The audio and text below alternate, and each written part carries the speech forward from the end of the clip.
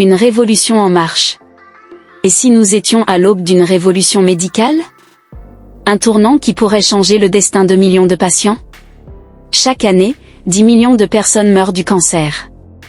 Et malgré des décennies de recherche et des milliards investis, la maladie reste un fléau mondial. Pourtant, une voix s'élève. Une voix qui affirme que nous approchons de la solution. Dr Laurent Schwartz, cancérologue et physicien, propose une approche révolutionnaire. Une approche qui bouscule l'ordre établi et qui, selon lui, pourrait bien changer la donne. Mais que dit-il exactement? Pourquoi suscite-t-il autant d'espoir et de controverses?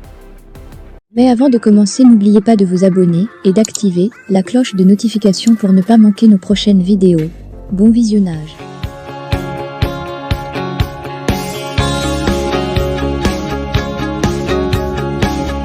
Qui est Dr Laurent Schwartz?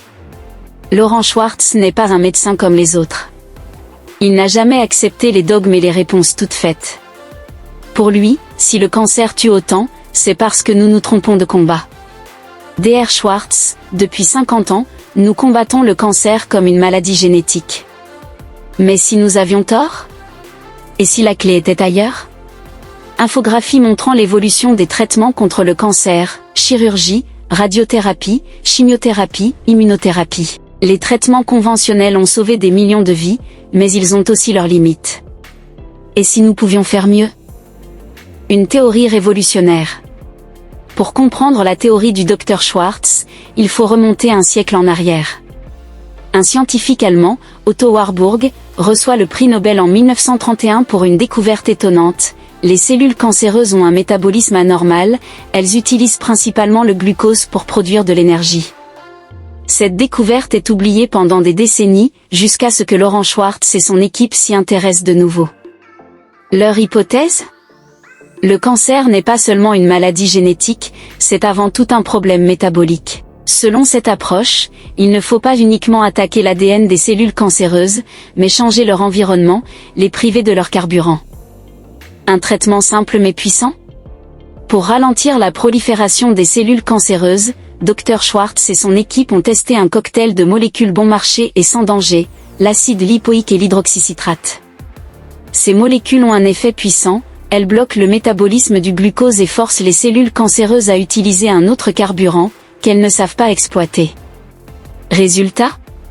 Elles s'affaiblissent et meurent. Chez l'animal, les résultats sont spectaculaires. Mais chez l'humain? Témoignage et espoir. Certains patients en phase terminale ont tenté cette approche, parfois en parallèle de leur traitement classique. Et les résultats sont troublants. Les médecins m'avaient donné quelques mois à vivre. Aujourd'hui, cela fait 3 ans. Je ne dis pas que c'est un miracle, mais quelque chose s'est passé. Les études cliniques sur un grand nombre de patients restent limitées, mais les premiers résultats sont encourageants. Controverses et scepticisme. Pourtant, cette approche ne fait pas l'unanimité. De nombreux chercheurs critiquent le manque d'essais cliniques à grande échelle. L'idée est séduisante, mais nous avons besoin de preuves solides. La recherche doit suivre un protocole strict avant de changer la pratique clinique. Mais pourquoi ces études tardent-elles à être financées? Y a-t-il des résistances dans l'industrie pharmaceutique? Vers une nouvelle ère? Malgré les controverses, l'intérêt pour cette approche ne cesse de croître. Aux États-Unis, en Europe, en Asie, des chercheurs indépendants commencent à explorer cette piste. Et si, un jour, le cancer devenait une maladie gérable, voire curable, non pas grâce à des traitements hors de prix, mais avec une approche simple, métabolique et accessible? L'histoire de la médecine est faite d'innovations, de controverses et de révolutions.